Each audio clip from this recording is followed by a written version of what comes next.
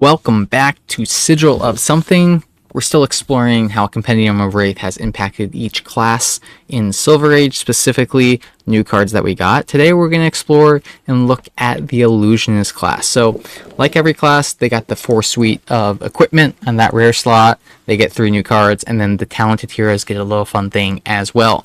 Prism and Dormai are going to be the 2 marvels. Obviously, Young Enigma already having a marvel in Mistveil, so Dormai and Prism getting nice fun cards there, which is super nice as well. But taking a look, interesting theming across the board for these Illusionist cards. They're playing along with the Mirage keyword. So we saw this keyword, I don't know, way back when, on a defense reaction back in like Lexi meta, something like that. But when this is defending a non-illusionist attack with 6 or more, it's destroyed. So it's like reverse Phantasm, which is super interesting. But Shimmering Mirage, very interesting card. While this is defending, when this chain link resolves, you banish it and you can play it again. So opportunity to kind of string this together. It's a blue. Enigma's going to like that. Enigma played blue Sink Below and was perfectly happy with that card. This is just a better blue Sink Below, so I think Enigma most likely is going to be playing this card. It allows you to turn on your cheat cards because you're playing blues. Allows you to prevent multiple break points, so maybe you're keeping ward around longer than maybe expected from your opponent, things like that as well. So I really like this card. The art on it looks really cool. And it also does have a gem pack variant as well. The power of Make Believe is going to be that you're 3 for 7. It comes in red, yellow, and blue.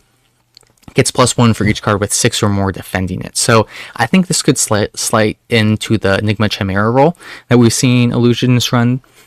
Again, the Mirage keyword, super nice. You can't really get a lot of value on the blocking side. That's one thing about Illusionists as a whole, is they can get good blocking value out of their dragons, out of their heralds, whatever it may be, because they're just good 3 blocks. Illusionists have access to lots of 3 blocks that way. This time you kind of can't make use of this card defensively against, maybe your Guardian matchups, your Brutes, things like that. But it is a way to get through damage, kind of make them be like, hey, I don't want to block this, or I don't want this to go up to 8, and then you leak a little extra damage going through. So some interesting things that we can see play around with this card. But I think this could, depending on some matchups, depending on some decks, how they get built out, replace the Enigma Chimera role as that 2-card 7 or 2-card 6, 2-card 8 sometimes as well. So be fun to play around with that one. And then Shimmering Spectre, again, I think Enigma likes this. Maybe Prism likes it because you'd be able to make spectral shields and then swing. There's a lot to develop with this card. I'm working on a Prism list. I'm not super happy with it. There's a lot of things going on. I think Prism and Sage just isn't there yet, which is okay. But the big thing here is create a spectral shield token when it's attacking or defending. So 90% of the time it's attacking or defending, and you create that spectral shield behind. Seems pretty good. If you can go a 3 for 6, maybe leak some damage, create a spectral shield for next turn. That seems pretty good. If you can keep that spectral shield around for longer, that's also good. And then we see our talented Illusionists get a piece. Herald of Victoria doesn't go into Soul, but it also has that hand trap instant ability, giving attack action cards your opponents control -1 if they're attacking or defending. So maybe your opponent's setting up a really long chain, can give things -1, get a lot of value in that regard. Seems pretty good. It's a 2 for 7 at yellow, which is really good. So if you're going against a deck that can't really defend or pop out your popper, have enough poppers, like the Phantasm doesn't really do much there. And again, it blocks 3. Prism can block really well. People forget about that. So I think we're going to see this card in Sage decks for Prism. Not sure how it's going to 100% slide into CC decks, but I do think Prism enjoys this card. She's going to find ways to use this card. She's always looking for new tricks and tips, and that's kind of what she does, especially in CC. Habu, this is going to be it does very similar thing, but you're putting a storm counter on, so we've seen that with Burn the Mar with those raise counters way back in the Uprising days. Attack action cards get -1 while attacking or defending.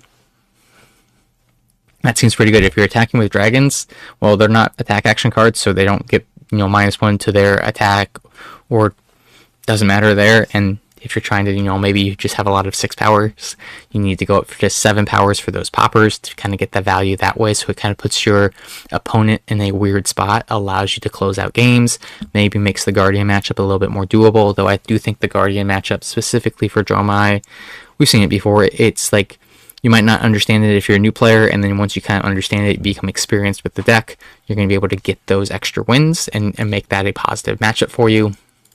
And then Wax and Wane is going to be our Enigma card. Choose one or both, so that modality card that we've seen, you know, LSS playing with a lot of these. It's an instant, it's a blue. Again, all of these things that Enigma is going to get benefit from. You put a +1 counter on a target blue aura you control. She has a good deal of those running in her deck, or a +1 counter on target aura with ward you control. Or you can do both. If you do both, this is huge. You get to search your deck for an inner chi, reveal it, and then you get it for your next turn, which is super powerful. It's not as good as Traverse the Universe, but it's the next best thing. It's a rare. Enigma really likes this card. I think we're going to see some interesting things with Enigma throughout this first season of Silver Age becoming legal. And then, like I said, Equipment Suite, they're doing like the Wave of Reality thing. Wave of Reality has that Ward 1. When it leaves, you make a Spectral Shield token. All of these, depending on the equipment zone, the same thing. When this is destroyed, create a Ponder token for the head. When this is destroyed, create a Vigor token, which could be interesting. When this is destroyed, create a Might token. And then with the feet, you create that Agility token. So I think the feet are interesting because you can get that Go again, which outside of Dormai, and Enigma to a degree, Illusionist kind of struggles to go wide, especially in Sage. Prism is mainly what I'm thinking about there. You can really only send 1 Herald. If you're running her really, really terrible staff from Dusk Till Dawn, maybe you can send 2, but that's pretty costly on your resource base, so there's things to play around with that there. Ponder token's obviously really nice. Vigor's making things discounted. Lots of things to play around with that, but that's the Illusionist class. That's how they're affected by Compendium. I think it's going to be interesting to see Dormai get built out. I think Enigma is 100% real, and Prism, someone's going to break Prism, and it's going to be terrible for whoever has to deal with that. So good luck to either side of that one, but I think Illusionist in a decent spot. Obviously, the meta is very aggro focused, but I think the Illusionists provide a different access, and they can attack Sage in interesting ways. So that's what I got. Hope you guys great luck on the rest of your games.